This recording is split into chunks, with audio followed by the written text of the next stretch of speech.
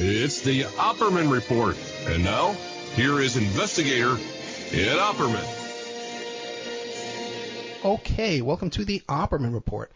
I'm your host, private investigator Ed Opperman. You can find me at Opperman Investigations and Digital Forensic Consulting. If you go to my email, just email me directly at oppermaninvestigations@gmail.com. Our archives are free at Spreaker.com. I do a live show every Friday night, 8 p.m. Eastern Time. There's a chat room. You get an email notification when I put up new content. And if you go there and you look up our guest today, David Livingstone, I had him on 13 long years ago. And we were talking about his books, Terrorism and the Illuminati, Black Terror, White Soldiers. 13 years ago, but finally, I finally got him back. Okay, I got him back. He's back now. I don't know what he's been doing for the past 10 years, but you can check him out at his website, which is ordoabcao, ordoabcao.ca, and also the same name for Patreon. He's got a whole series of books about these topics that he covers all the time.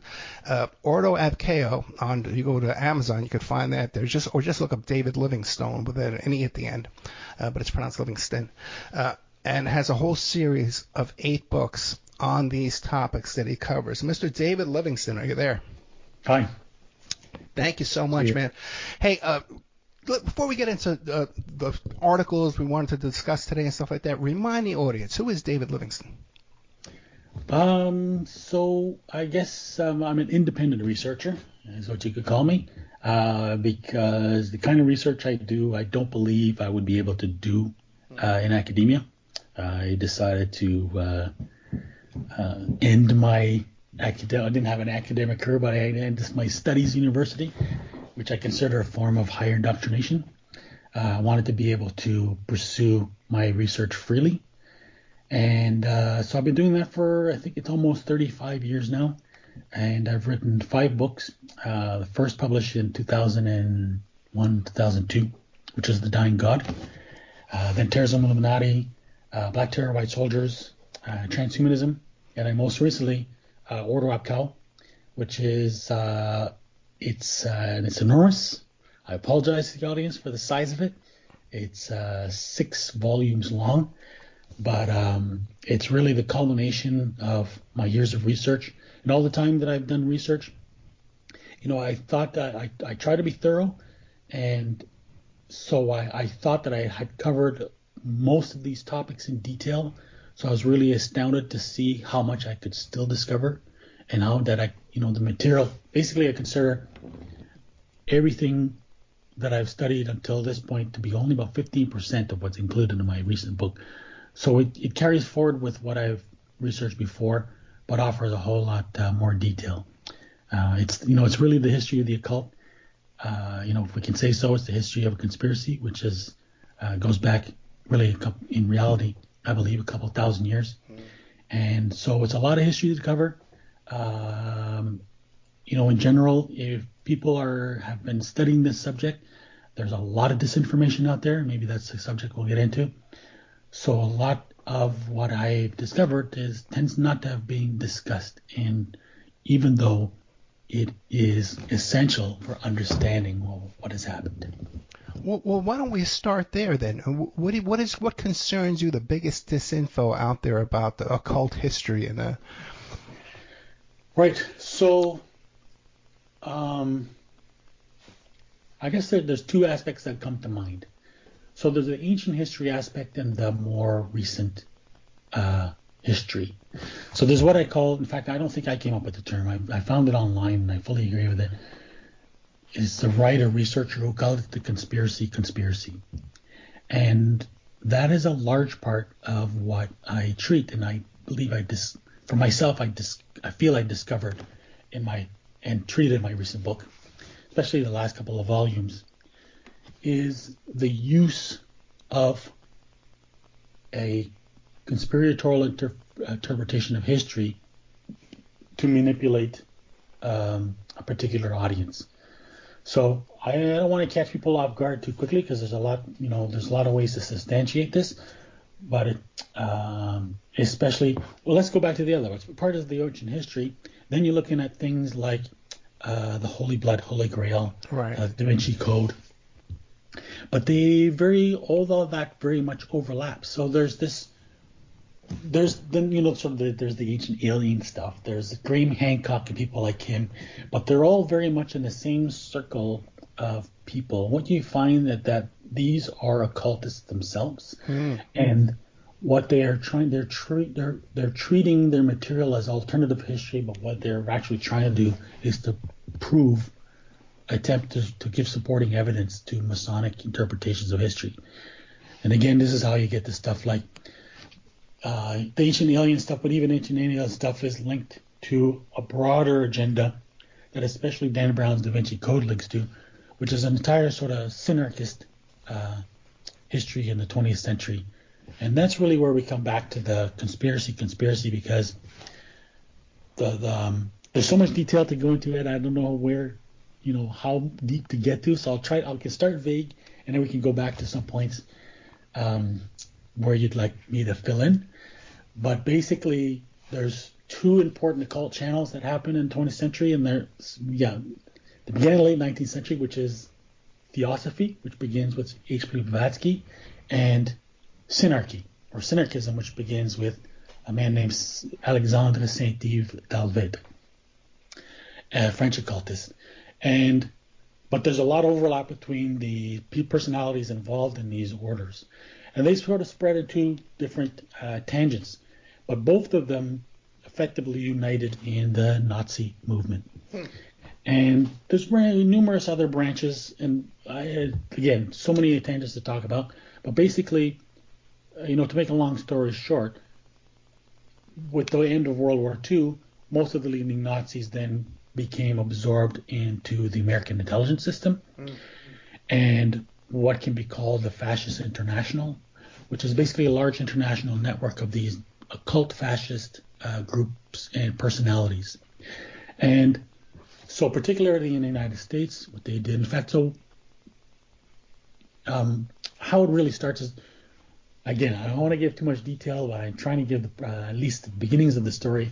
We can at least start with a guy named Boris Brassol, because a lot of this begins with sort of some important Zionist personalities around Kuhn Loeb, the bank Kuhn Loeb, which is associated with Jacob Schiff, who is known to have been one of the main financiers of both of the Bolshevik Revolution, and then the Warburgs as well too, who were the primary financiers of the Nazi movement. And with Kuhn Loeb, you have people associated with like Otto Kahn and Felix Frankfurter. Frankfurter? No, Samuel Untermeyer.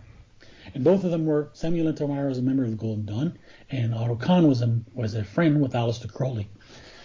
And they were all, so Aleister Crowley, in addition to being friends with the key backers of the Zionist movement and international revolution and fascism, was working for William Wiseman, who was the head of British intelligence, who again as well was associated with Kuhn Loeb.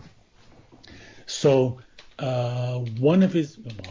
his circle of agents include a lot of fascinating people like Sidney Riley, who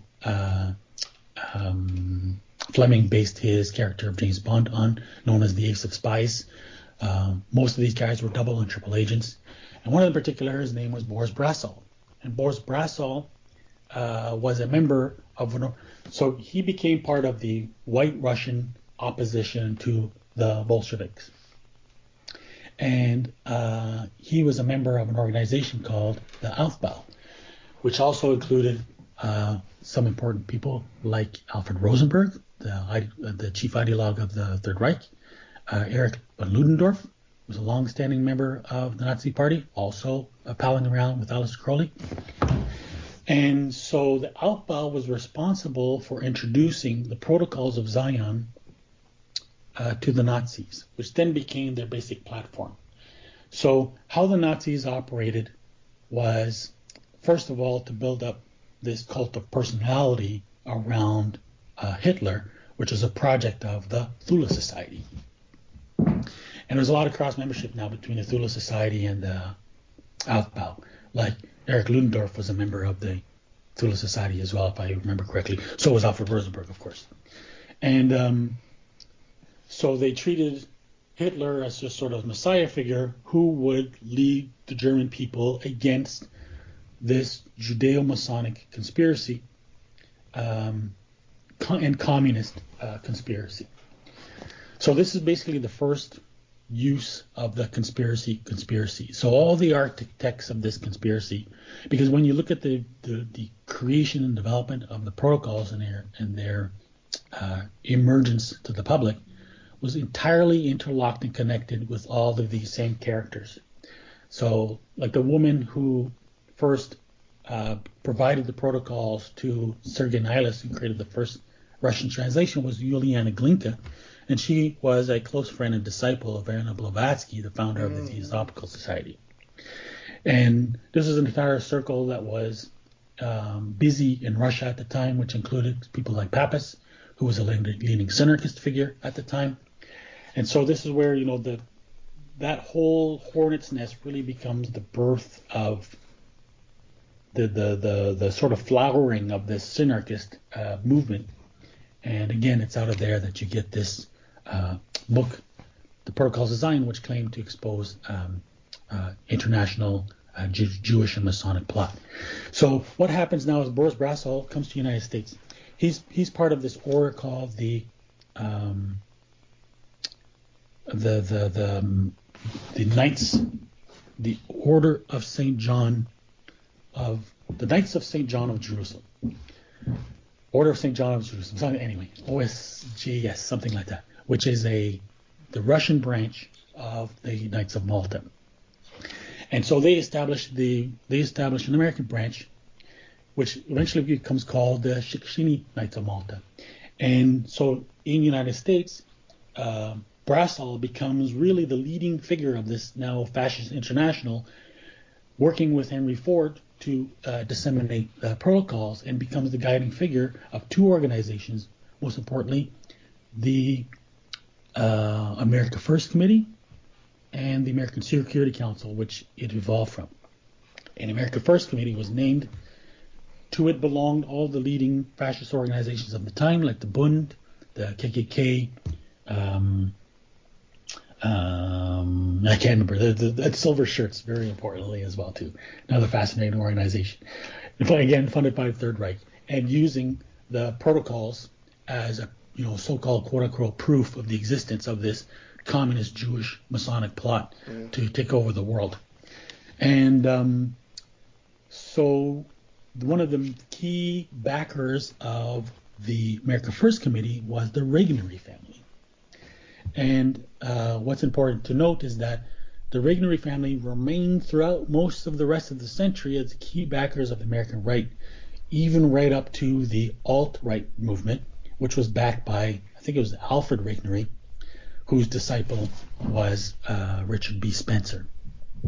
And so out of the America First Committee, the FC, came the American Security Council, which is considered the heart, quote unquote, of the American industrial complex, military industrial complex.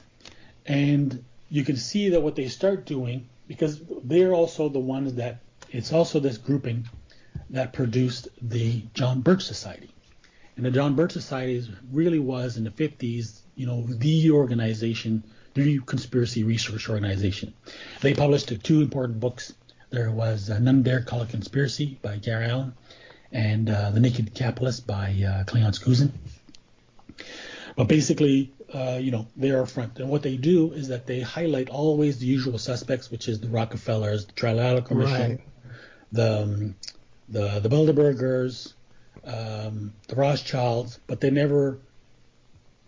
don't expand that interpretation to show what's really going on. And so the conspiracy was happening there. And so now you have this grouping of ASC members, the Shikshini Knights of Malta, and the Klan basically collaborated together in the assassination of JFK with rogue members of the CIA, who came to be known as the Secret Team, or Ted Shackley's Secret Team. And what happens? Ted Shackley, the fellow from Watergate? Yes. Really? Yeah. So yeah. Well, let's back up here a couple minutes because you mentioned several times the Ancient Aliens on the History Channel. People should know that's owned by Rupert Murdoch, who's no fan of bringing us the truth from Fox News. And also too, now when you mentioned Untermeyer, are you talking about Samuel Untermeyer from Untermeyer Park? Yes. Okay, and then. Process Church. Right. Well, because there definitely was. If you just want to take the what's surfacely accepted there were animal sacrifices galore all over that joint. There's all kinds of occult symbolism in the staircases to Saturn. All the stones come from England. But how much of do you subscribe to that Process Church theory? You mean their role? So their role is pretty important, right? Yes. I mean, so it really comes back all around because the Process Church, in many ways, was one of the core organizations of at least modern the occult side of the American side of the occult conspiracy. So, like to give an example, so Samuel Untermeyer was a member, I mentioned member of the Golden Dawn, right? And to which, of course, Aleister Crowley belonged and was a hugely, immensely influential organization. So the Process Church, to make a long story short... One second, just for my own education. The Golden Dawn, that was also that Freemason group, right? No? Yes, it was. Well, yeah, I guess they had... I mean, really, if you want to go back to it, it goes back to Shabtai Zvi, who declared himself Messiah in 1666. His successor was a man named Jacob Frank, who created, his followers known as Frankists. A lot of them converted to Christianity. They founded an order called the Asiatic Brethren, which has very, interlocking relationships with the Illuminati, and they're really kind of, probably the most, I guess you could say, influential occult organization. So they were founded in the late 1700s. And so most of the cult revival of the late 19th century was influenced by them, and the Golden Dawn effectively was considered to be a continuation of the Asiatic Brethren. So they had Masonic influences, but they're kind of part of this larger network of fringe Masonic organizations. Okay, gotcha. So back then to Untermeyer in the process. So in the process, so if we look at the Process Church, of course, was in San Francisco, influenced Charles Manson and the Manson killings, which of course then extends to a much larger network. The Manson killings, of course, involved Roman Polanski's wife. Roman Polanski was the director of Rosemary's Baby, which featured Anton LaVey, founder of Church of Satan, in the role of Satan. This is where it gets more interesting, is that so the producer of Rosemary's Baby was Robert Evans, right, who was a friend of Henry Kissinger. And so that's a very, very quick rundown of where some of these... Well, Robert Evans, too, is also associated with Bill Menser, who was called the second Manson, that hitman who killed Roy Radin, who was a member of the Process Church, supposedly filming snuff films for that group, yeah. Exactly. So this where he's connected to, I believe it was Roy Radin. Right. And so Roy Radin is a guy that, what's his name, wrote The Ultimate Evil. Moriarty. And so he had been Roy Radin as being the leader of the Process Church. What's fascinating too is that the Process really were so what. I'm going to probably go to more tangents than we can cover, but I'm going to throw some ideas out there. You're fine. And follow them. Yeah. But basically, they follow this concept called accelerationism. Right. And the process is all about, and this is what all occult organizations, and again, this is a main theme of my book, and this is pretty much where it starts, is for years I looked at the Book of Revelation. I had a sneaking suspicion that it was a blueprint, because I saw how certain key occult people were studying it closely, until... It's funny because I had read Albert Pike's book, many years ago, but I don't know why I never clued in that he states it himself in the beginning of Morals and Dogma that, in so many words, that the Book of Revelation is, he didn't call it the blueprint, but basically the Book of Revelation outlines the work, the great work, magnum opus of Freemasonry, which is why St. John, who's considered the author of the Book of Revelation, is considered is basically the patron saint of Freemasonry. And Albert Pike explains, now, for the Christians in this audience, they don't have to agree with this point, but this basically, Albert Pike states that the Book of Revelation is a Kabbalistic book. And this is why they sort of are trying to decode it. And so what they're trying to do is, this is why people need to understand that these organizations are Gnostic organizations, right? They're not atheistic organizations. So even Satanists are not atheists. They believe in Satan and they believe in God, but they choose to align themselves with Satan. So they believe in the Bible, right? They believe in the prophecies, but their interpretation is the reverse. So where we see good, they see bad, and where we see bad, they see good. So when they see, if the Book of Revelation and all prophecies talk about this coming Antichrist, they see it as their Messiah, whose reign it's their duty, effectively, to bring about. And so this is why my book is called Order Occult, because the concept is that what's described in the Book of Revelation is all the chaos that precedes the arrival of the Messiah. So, we have to understand it's really hard to relate to how these people think, but they effectively are Satanists and amoral. And so they don't really have the same moral limitations as most people do. And so they see it as their duty to produce the chaos that is supposed to precede the coming of this Messiah to accelerate his arrival. So this is why they call it accelerationism. And this is what the Process Church and Charles Manson were effectively doing. They're trying to produce, acts of violence or whatever to effectively accelerate the end times. And this is how it's related to. So now I won't be able to talk about all the connecting points, but this is where accelerationism connects most of the modern neo-Nazi right-wing terrorism today in the various organizations. Most of them are inspired by Alexander Dugin, who simultaneously inspired the alt-right and was basically the key architect of the Russian interference campaign to help support Trump's election. And so there's what's his name? Nick Land, I think, is one of the leading exponents of it. And so it's connected to this larger network in Silicon Valley. The network is called the Dark Enlightenment or Neo-Reaction. And one of the most well-known proponents of it is Peter Thiel, right? Who is not only operates a CIA-backed company, one of the first funder of Facebook, regular attendee of Bilderberg meetings, including this one in 2023, and has been described as the shadow president in Trump's entourage. Right. So then you mentioned America First. You mentioned a lot of these things, and people nowadays will say, "Well, but oh no, David Livingstone, you got it all wrong." Yeah. I know you wrote these 6 books, man. You've been studying this for 35 years. You look 35 years old, by the way, to begin with. But you've been studying this for 35 years. You got this all wrong, man. I watched a meme, and I watched a couple of speeches, and I watch Hannity every night.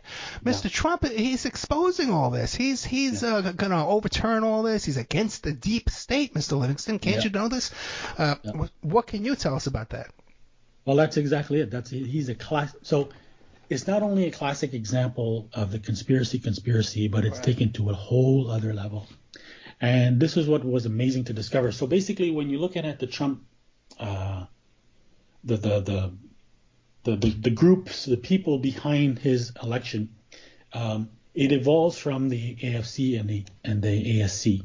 Because I mentioned they were involved in the assassination of JFK, and then Shackley's team then moves to Vietnam, where they start to spearhead develop the Golden Triangle heroin trade, and that's in league with the WACL, which is the World Anti-Communist League, another key organization that links to the Fascist International, and so that eventually evolves into Iran-Contra, which again is led by people who came out of Shackley's secret team.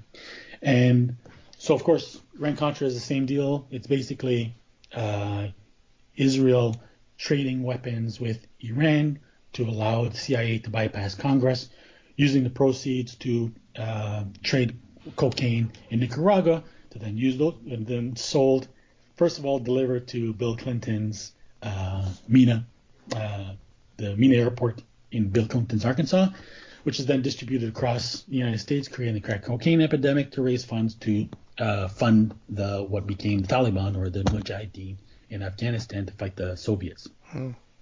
And so out of that grouping, all these various connections, in connection particularly with the Christian right, or the evangelical Christian right, Christian Zionist right, is what produced the CNP, the Council for National Policy.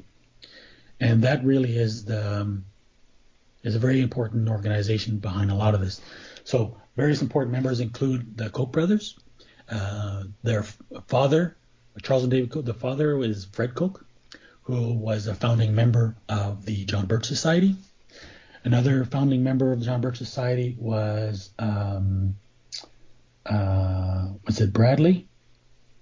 Bradley, the founder of the Bradley Foundation, because there's three foundations who have served as CIA fronts, and that's the Olin Foundation, the Bradley Foundation, and the Skate Foundation. Then, of course, you have, above them, really, there's Rockefeller Foundation and the Ford Foundation. But more recently, if you look at most of the political right in the last, 40, 50 years, has been funded by those three foundations. And most recently with the addition of the Koch brothers. So that's why most of the right-wing movements, like the Tea Party, the Federalist Society, and even Donald Trump, behind the scenes, the Koch brothers disavowed him, but basically they practically shaped his presidency. Another member of the CNP is Steve Bannon and Robert Mercer. So, of course, CNP and Robert Mercer were not only was Steve Bannon Trump's campaign manager, but he was also the founder of Cambridge Analytica, which collaborated with the Russians to produce the meme culture, which effectively meme magic. And this is another tangent which is going to be too large to get into in the next few minutes. Well, we've actually done entire shows about this stuff, what you're talking about, the meme magic and all that stuff with Lockman, that guy who was in Blondie. That's right. He's an expert on that kind of stuff. Exactly. So he's written a book on it. He's the only author that I've seen who's covered the subject, along the same lines. Yeah. I can't remember what it's called, but his entire book on that. So basically, but to go back to the people who were who organized Trump's run for the presidency begins really in 1987, and that goes back to Roger Stone and Roy Cohn. And why Roger Stone's important is that he's part of that same sort of right-wing network, and their main strategy over the last, basically since George Wallace and Barry Goldwater has been what's called the Southern Strategy, right? It's basically using this dog whistle politics to try to mobilize the Southern Christian bloc for voter support. And so there's a few key strategists. There's a documentary I highly recommend on Netflix, I believe, about Lee Atwater, because he's really considered one of the pioneers of the Southern Strategy, but so were Roger Stone and Paul Manafort, going all the way back to the early 80s. And so in 1987, Donald Trump talks about it himself in his book, that he basically is visited by the Russian ambassador and invited back to Russia for a visit. And this is a meeting which is coordinated with the Ron Lauder, who is the son of Estee Lauder, who's friends with Roy Cohn, who is Donald Trump's mentor. And Roy Cohn is a key character because he is one of the leading connectors to the Fascist International in the United States. He was apparently he was a member of Permindex, which is the main organization behind the JFK assassination. He was also president of Western Goals, which again is among the few organizations which links the links American right to the Fascist International. What's also fascinating, and I'll come back to the Process Church, is that David Berkowitz describes having participated at, I guess, sex parties at Roy Cohn's house. Yep. Oh, no, Roy Cohn was up to his neck with Studio 54, Process Church. John Holmes, the porn guy, he was up to his neck with all that kind of stuff. Real quick, you mentioned Shockley. Now, I've never heard Shockley connected to the JFK assassination before. What do you make of the claims made by people like Robert Merritt? You familiar with that name? No. Oh, really? Okay. Now, I'll send you the interview I did with Robert Merritt. And Doug Caddy, who was also associated with this bunch. Doug Caddy was the attorney for the Watergate burglars. He's involved in a lot of stuff. Nope. Okay. And Doug Caddy also was friends with Stone and Manafort and that whole bunch. And guys like Guy Bannister. Right. Yeah. Yeah, I'll send you the stuff. Okay. But Shockley, now, I've never heard Shockley, though, connected to the JFK assassination. How? Well, he basically he was the leader of the secret team. So the entire group of the agents who were closely connected to the assassination, or what's called Operation 40. Yeah. Robert Merritt was an informant for Shockley, and he talks about how Shockley was having him dose people with LSD at protest rallies and stuff, all kinds of fascinating stuff. In fact, I got to get him back on the show. That'll be interesting. Yeah. Okay. Sorry to interrupt you, though, man. No problem. Oh no, real quick too. Now, they always talk about these retired generals who chose Trump to lead it, right? And I always suspect that one of those generals they're talking about is Colonel Michael Aquino. Well, yeah, it's funny you should mention him. Yeah. Because, I mean, let me come back to that point then, because I'd like to give us a little background before we come to it. So basically, in 1987, Trump gets invited to Russia. A month after he comes back, he publishes a one-page announcement in the New York Times that basically hints that he's going to run for president, and the people to assist him were Roy Cohn and Roger Stone. Right. And it's basically from that point forward that you find Trump has ongoing, intimate, deep relationships with persistent relationships with Russia, and most importantly with Chabad Lubavitch. Chabad is important because it has an important branch in New York, in Little Odessa, which is where a lot of the Russian members of Chabad came and settled in the United States, and that's the very much the American hub of the Russian mafia. And when people say Russian mafia, but in reality the Russian mafia is a Jewish mafia and mostly composed of Chabad members. So this is why when it came time to help support the election of Donald Trump, again, it was orchestrated by Alexander Dugin, who's the leading exponent of synarchism in our time. It mobilized the network of the Russian mafia, both throughout Russia and United States. And it worked in collaboration with people like Julian Assange and Cambridge Analytica, which used Cambridge Analytica. So basically, when Cambridge Analytica wanted to mine the data from Facebook, they were assisted by Palantir. And Palantir is, I don't know if anybody's familiar with it, a company founded by Peter Thiel. It's named after the globe that's used by the sorcerer in Lord of the Rings. Wow. And so Palantir was founded by In-Q-Tel, which is the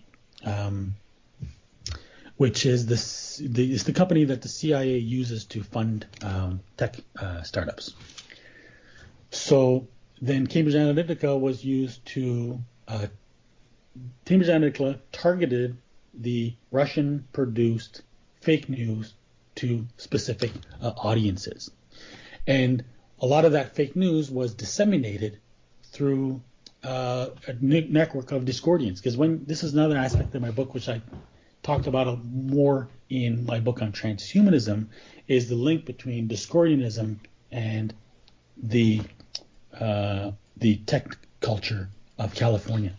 So Discordianism is really fascinating because it's effectively an occult organization. One of its founders was Robert Anton Wilson, right, who is also a member of what's called the Illuminates of Thanateros, which is the founding organization of what's called chaos magic now. The other founder was Kerry Thornley, who was a friend of Lee Harvey Oswald. He was so closely connected that they were confused for each other, and Jim Garrison thought that maybe Jim Garrison, when he reopened his investigation, thought that he investigated Thornley, and he thought that Discordian Society was a CIA front.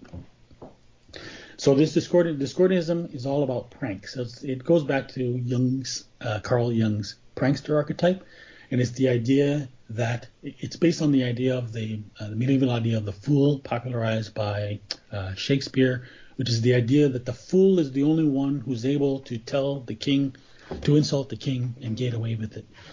And so they believe that there's no truth. So they make fun of everybody. They make fun of everything and anything, because they believe that doing so, they sort of prod people out of their fixation with the idea of taking life too seriously, effectively. So you find that there's basically this whole sort of Discordian prankster mentality is what was spread throughout 4chan, and where you get all these memes that were spread. And so this is why so effectively behind that was this idea of meme magic. And this is how chaos magic looks like today. So what's important about chaos magic is that it's a real break with the ceremonial magic of the past. Magic is this is a lot of purpose of my book, is to trace the history of magic, and you can see it's remained highly consistent for centuries. And there's always, a selected number of key personalities who figure as the prominent shapers of this tradition. And so there's a whole process, almost a very formal process involved in how you carry out rituals and what to do and so on and so forth. What Chaos Magic tries to do is to try to basically let go of that, and they have a more of a take it or leave it approach, where you kind of you just do what works, and then you can introduce completely novel or new elements into it. And so part of that is this idea of using memes for magical purposes. Well, David Livingstone, let me ask you this then, because I know people very, very close to Trump, very intimate with Trump, and they would say, David Livingstone, he knows nothing about magic. He has no training in any kind of magic or religious or anything. He knows Norman Vincent Peale, power of positive thinking. I think there's self-hypnosis, hypnotic suggestions, repetitive stuff like that. But as far as this occult magic, he doesn't have a clue. Yeah. So this is why you wanted to bring up my article on Henry Kissinger and Trump being a puppet. So this is why I begin that article. First of all, I want to say that Steve Bannon can be pretty eloquent. Steve Bannon is also indicated his interest in Alexander Dugin, as well as people like Julius Evola. And Julius Evola is along with René Guénon, would be the two leading ideologues of 20th century fascism, occult fascism in particular, and you could even say synarchy. But he described Trump as a blunt instrument. Right? So that's really the key. This is why I begin my article by comparing Trump to Chauncey Gardner of the movie Being There. Right. And there's so many parallels, and he likes to watch TV. Yeah. He's not educated. Yeah. Trump has read probably not more than 2 books in his lifetime. One Mein Kampf. And one of them Mein Kampf. Yeah. And there's all kinds of strange parallels, like Jerzy Kaczynski, the author of Being There, really? Apparently did propaganda work for the CIA. He was also friends with Robert Evans. Wow. Right? Robert Evans, the producer of Rosemary's Baby, connected the Process Church, who was in turn is also a friend of Henry Kissinger. Yeah, and Peter Sellers' own daughter was a Heidi Fleiss girl, and Heidi Fleiss used to supply girls to Robert Evans. Right. Yeah. A small world. It's a small world. Yeah. Robert Evans also married Catherine Oxenberg, Right. who was the star of a dynasty. I think they were married for only a week or something like that. But she's the daughter of Elizabeth of Yugoslavia, who is the grand patroness of an order called the Order of the Fleur-de-Lis. And this is an order which is crucial in my book. Effectively, if you want to understand about the myth of the Priory of Zion? Of the poverty of Zion? The Priory of Zion? No. So Priory of Zion is basically what Dan Brown is claiming in. Dan Brown basically plagiarized from the Holy Blood, Holy Grail books, bestseller from 1982, which claimed the existence of this order that was founded almost at the same time as the Templars. The Templars were to protect. Templars were to protect the Holy Grail, and the Priory of Zion was to protect the descendants of Jesus, as they claimed. And so to understand the Priory of Zion, so it's apparently throughout history there's been all these successive Grand Masters that have been leading the society up until recently. A man named Pierre Polentard, who has been pinned as being the architect of this hoax, but it's actually a synarchist hoax. You can read all about that in the Zion Revelation by Lynn Picknett and Clive Prince. And so to understand that entire history, it all goes back to the Order of the Fleur-de-Lis, which is closely associated with the House of Habsburg-Lorraine, because until recently the leader of Habsburg-Lorraine was Otto von Habsburg. And Otto von Habsburg is also simultaneously the Grand Master of the Order of the Golden Fleece. And to understand, the core of occult history for the last 1,000 years, that's where you have to go. And Otto von Habsburg was also the co-founder of the Pan-European Union with Gunnulf Kalergi, which was a synarchist plot to create the European Union.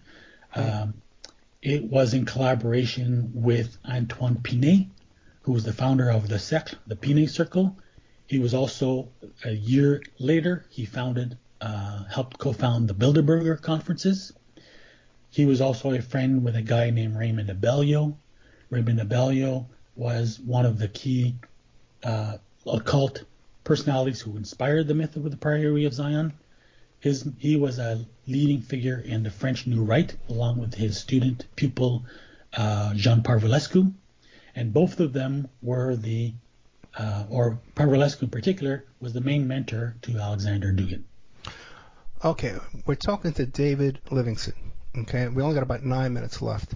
You can check out his website at ordoabko, ordoabchao.ca. I guess which is Canada, right?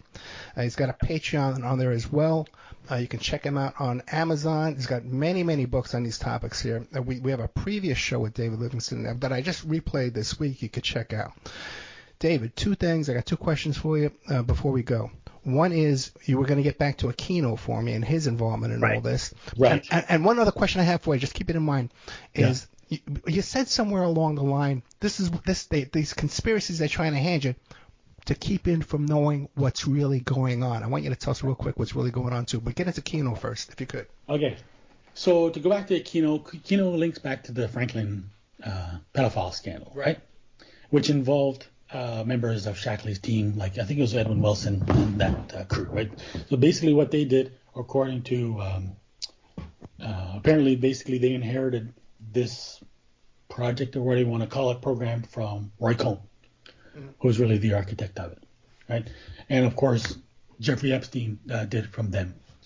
So Michael Aquino simultaneously was also the founder of the Temple of Set, which he created after he left the Church of Satan. And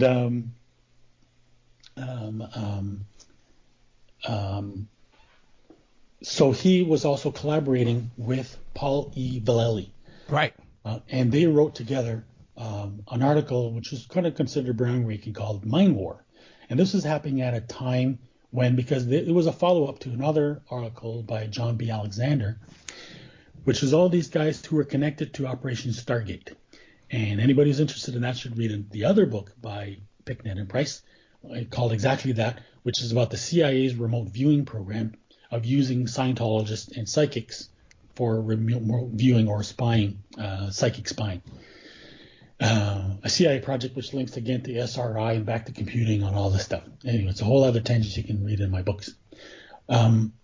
So this is at a time when, when the CIA, or through these various Operations Target, were trying to promote the use of psychic abilities for warfare purposes.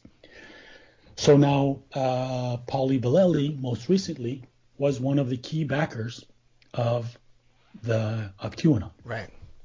So what I've seen is that, if you go back to a person like Alex Jones, so Alex Jones is, he admits himself, first of all, to having numerous Masonic connections, numerous intelligence connections, as well as that he first got his introduction to conspiracy through the, as usual, John Birch Society.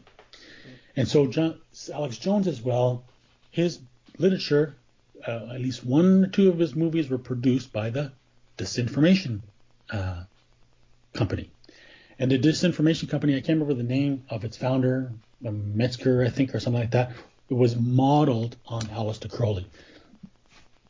And they produced an anthology recently, The Book of Lies, which is an anthology of all the leading occultists, especially a lot of people associated with chaos magic and the Illuminates of Thanateros, and because that's a key important tradition. Another important member of the Illuminates of Thanateros was William S. Burroughs, who could really be considered, the more recent godfather of American Satanism. And so he's the one, he actually first proposed the idea of creating fake news based on what he called the cut-up technique, which is basically kind of magic. So you take pieces from articles and you kind of mix them together, and it produces, largely nonsense, but by accident, things that could appear to have meaning, or they could lead to interpretations. Yeah. Burroughs also talked to the Beatles about backward masking, the backward recordings and the music, and he also wrote a book about December 12th, 2000. That thing when the world was going to end in December 12th. That thing, he wrote a book about that years ago. The Mayan calendar, that thing. He wrote a book about that years ago. Right. Yeah, so William S. Burroughs is a pretty important character. So now you look at the network that was behind a lot of this meme magic that helped too. So I think, probably the where I think they really started to see success with was Pizzagate. Yeah. And I think, the problem with conspiracy is that people make this false syllogism where they think if you're, conspiracies exist. So if a theory includes mention of a conspiracy, it must be true. Right? So this is what happens is that elite pedophile networks exist. Michael Aquino was an example. But because of that, if you propose the existence of, basically invent this network of elite pedophiles, people bought into it. And, the more people grow to distrust the mainstream media, the more susceptible they are to these ideas. And my perception is they saw how crazy successful they were at Pizzagate, then they started to run with it. So then I think that's how QAnon came up. They could just throw, it's just like a bucket, you can just throw any kind of wild conspiracy in there and people will buy it. Right. Okay. And that's conspiracy. Okay. We got to have you come back. Okay. But in 1 minute, what do you want to leave us with? I was just going to finish off that, it's interesting because I wrote an article about conspirology, which shows how Facebook was targeting the New Age and wellness movement with QAnon material. And what they've done is they've expanded their network now, and they've basically been able to recruit the New Age movement into, especially using COVID as well, to absorb them into the conspiracy culture and thereby recruit them to the right. And that's really is the goal. That's fascinating. That's fine. We're going to have you come back just to talk about that. David Livingstone. Okay, that's Livingstone. ordoabchao.ca. ORDOABCHAO.ca. You can find his Patreon there to support this very important work. David, I'd love to have you come back.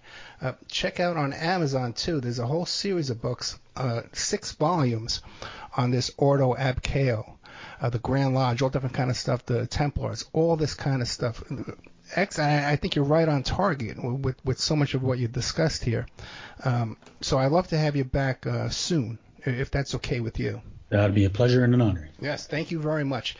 David Livingstone, once again, check him out, or ordoabchao.ca. The link will be in the description from the podcast. You can always search me out on Twitter or Facebook to find the link for this. Or if you just search the Spreaker podcast of this, you'll find the link in there, too. It'll be easier to find. David Livingstone, thank you so much. Thank you. Good night. Hope to see you soon. Okay. Yes, soon.